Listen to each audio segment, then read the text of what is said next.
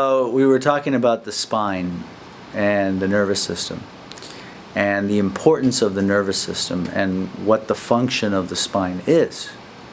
So we know the nervous system is the most important system in the body. It is the first system to develop in utero. 7 minutes from conception, the nervous system forms.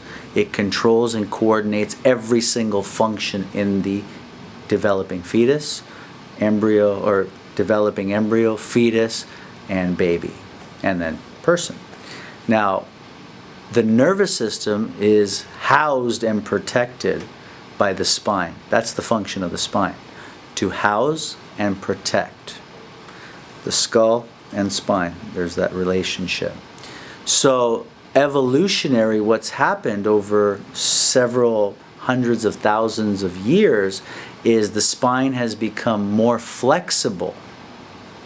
But with that, with the increase in flexibility of the spine, we lose structural integrity. Which means what? We become more flexible and we move around a lot more. However, we're more susceptible to injury.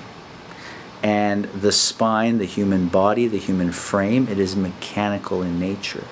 Anything mechanical will do what? Will break down and require some sort of maintenance. Now, the spine houses and protects the nervous system. Nervous system controls every function in the body.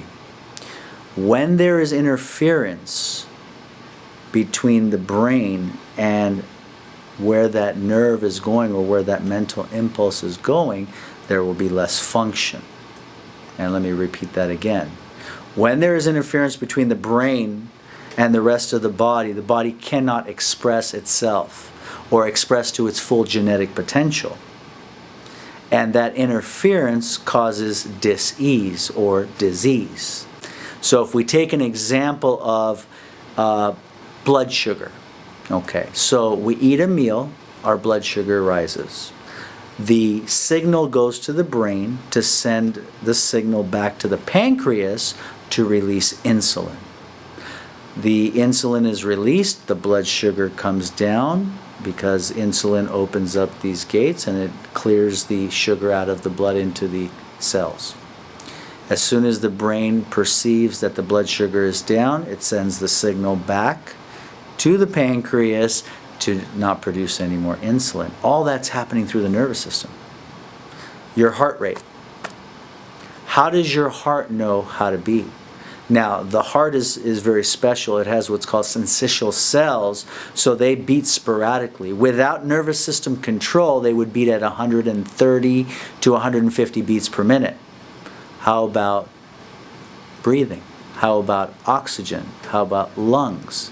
How about vision? How about digestion?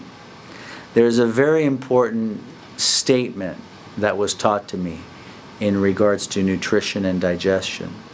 It's not what you eat, it's what you absorb and assimilate. And if you have interference in the nerves going to the organs of digestion, your body won't absorb and assimilate the nutrients it's eating. So you can eat organic, you can eat non-GMO, you can eat as healthy as you want, but you're not getting the nutrient value. You're not getting the building blocks. You're not getting the high content fuel from your food.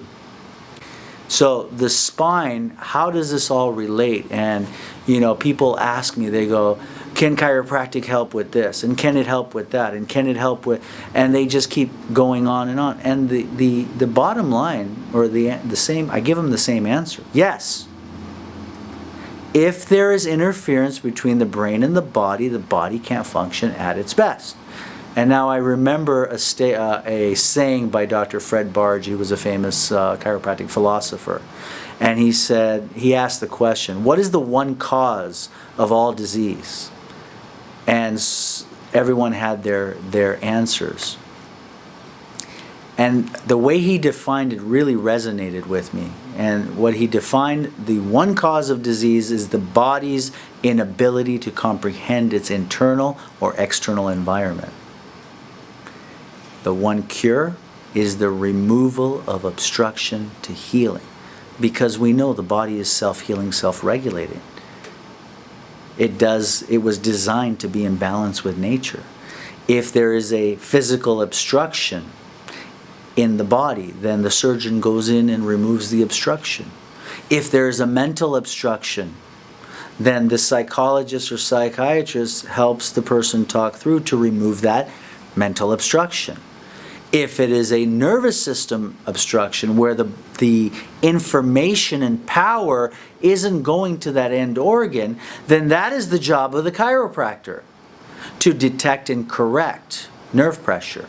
Now, there is a word that we use in chiropractic, and it has become very elusive over the decades, over the years.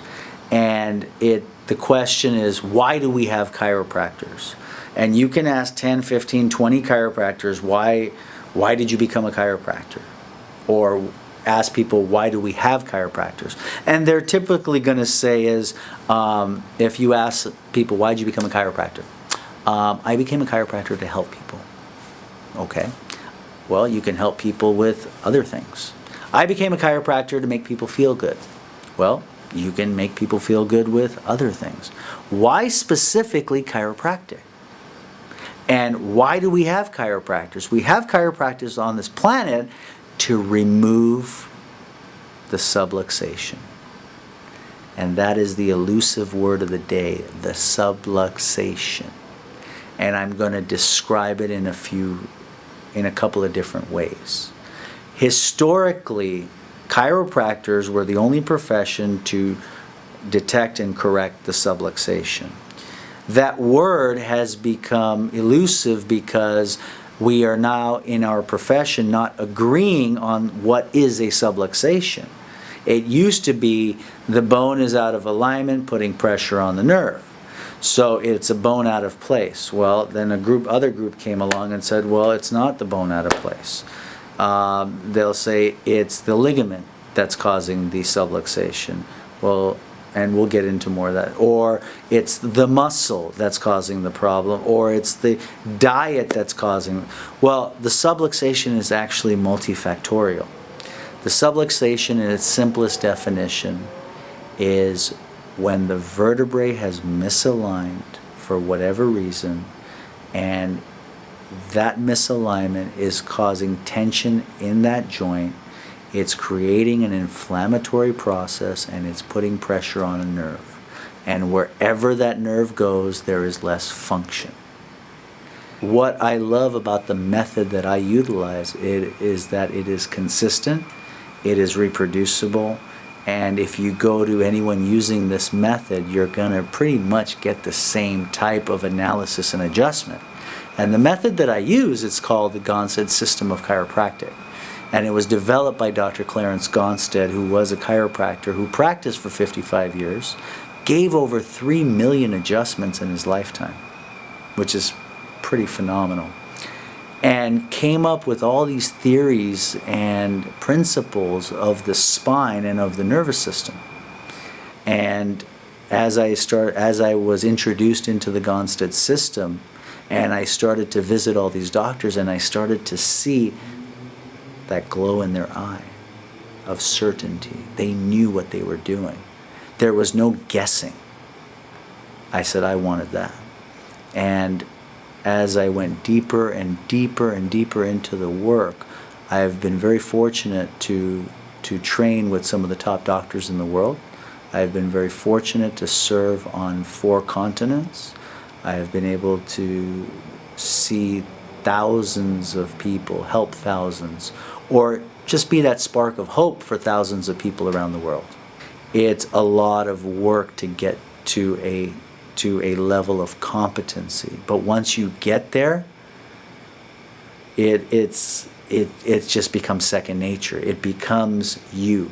You become it, and you start to see those same patterns in people, where you can watch somebody walk, and you can tell from their walk what's going on with their spine. You can look at their posture and tell what's going on with their spine. You can start to tell what's going on in their health just by their posture.